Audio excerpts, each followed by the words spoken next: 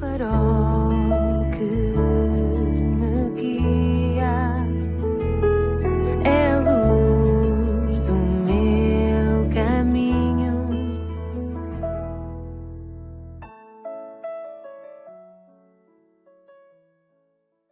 Bem-vindo à 135ª edição do programa Pedindo Luz. O tema hoje é Incomparável. Uma edição da Enciclopédia Britânica usa 20.000 palavras para descrever a pessoa do Senhor Jesus Cristo. Essa descrição ocupa mais espaço do que a de Aristóteles, por exemplo, ou de Cícero, de Alexandre Grande, Júlio César, Buda, Confúcio, Maomé ou até Napoleão Bonaparte. Eis algumas declarações que pessoas famosas fizeram sobre o Senhor Jesus Cristo. Começarei por Rousseau, o filósofo. Disse ele: conseguir inventar ou criar a história de uma vida como a do Senhor Jesus Cristo seria um milagre maior do que foi a sua existência real. Jesus poderia ser somente uma de 4 coisas: uma lenda, um mentiroso, um lunático ou Senhor e Deus. Há tantas evidências históricas e arqueológicas para apoiar a existência do Senhor Jesus Cristo que cada historiador com reputação concorda que ele não foi uma lenda.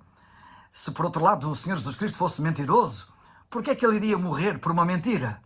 E se Jesus Cristo fosse um lunático, como é que ele se envolveu em debates tão inteligentes com os seus opositores, ou administrou a tensão da sua traição e crucificação, enquanto continuava a demonstrar um amor profundo pelos seus antagonistas? Na verdade, o que o Senhor Jesus Cristo afirmou sobre si é a pura verdade. Ele afirmou que era Senhor e Deus. As evidências corroboram esta alegação.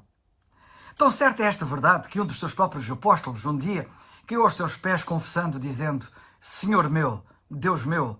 João 20:28, lemos na Bíblia. O ex-ateu C.S. Lewis, no seu livro Cristianismo Autêntico, fez a seguinte declaração: um homem que fosse um simples homem e dissesse o tipo de coisas que Jesus disse, ou era quem ele disse ser, Deus, ou um louco, ou algo pior. Podes considerá-lo louco, ou podes cair aos seus pés e confessá-lo de Senhor e Deus, mas não te é permitido vires com algum tipo de disparate sobre ele ter sido apenas um grande mestre. Ele não nos deixou essa opção. Se o Senhor Jesus Cristo é Senhor e Deus, se Ele é quem disse ser, a opção é simplesmente crer nele ou rejeitá-lo. Não se pode ficar em cima do muro, por assim dizer. Não se pode ficar neutro quanto à sua pessoa. Napoleão, que desencadeou uma guerra que cobriu metade da Europa, escreveu no seu diário no final da sua vida: com todos os meus exércitos e generais, durante um quarto de século, não consegui subjugar nem sequer um único continente. E este Jesus Cristo, sem a força das armas, vence povos e culturas há 2000 anos. Ao conhecido historiador H. G. Wells, foi perguntado um dia: quem mais influenciou e marcou a história? E ele respondeu que, ao considerar a grandeza de uma personalidade conforme aspectos históricos, a pessoa de Jesus Cristo está em primeiro lugar. E o historiador Kenneth Scott Latourette afirmou: quanto mais o tempo passa, mais óbvio se torna que Jesus Cristo, pela sua influência na história, viveu neste planeta a vida de maior significado para a humanidade, e a sua influência parece aumentar cada vez mais. Ernest Renan fez a seguinte observação: na área religiosa, Jesus é a figura mais genial que jamais viveu. O seu brilho é de natureza eterna e o seu reinado jamais acaba. Ele é único em qualquer sentido e não pode ser comparado a ninguém. Sem Cristo, não se pode entender a história.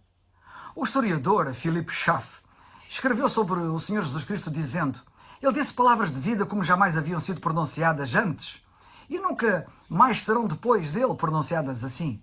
Elas produziram efeitos jamais alcançados por qualquer outro orador ou poeta. Sem escrever uma única linha, ele movimentou mais penas e forneceu mais material para pregações, discursos, discussões, debates, obras de ensino, de arte e de cânticos do que todo o exército de grandes homens da antiguidade e da era moderna.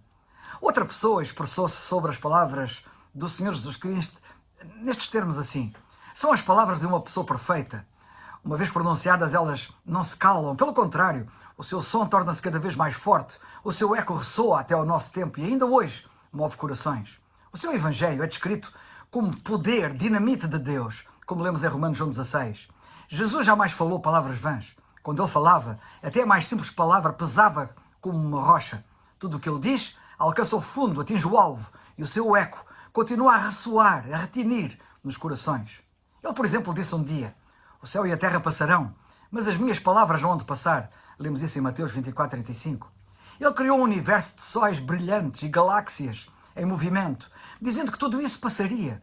Mas ao contrário de sóis em extinção e estrelas que explodem, a sua palavra realmente não passou e jamais passará. A Bíblia diz que o Senhor Jesus Cristo é maior do que tudo. Só na carta aos Hebreus, na Bíblia, encontramos as seguintes afirmações. Por exemplo, que Ele é maior do que os anjos, que é maior do que o sacerdócio de Arão, que é maior do que as revelações do Antigo Testamento, que é maior que todos os santuários e sacrifícios do Antigo Testamento, que é o autor e consumador de toda a fé.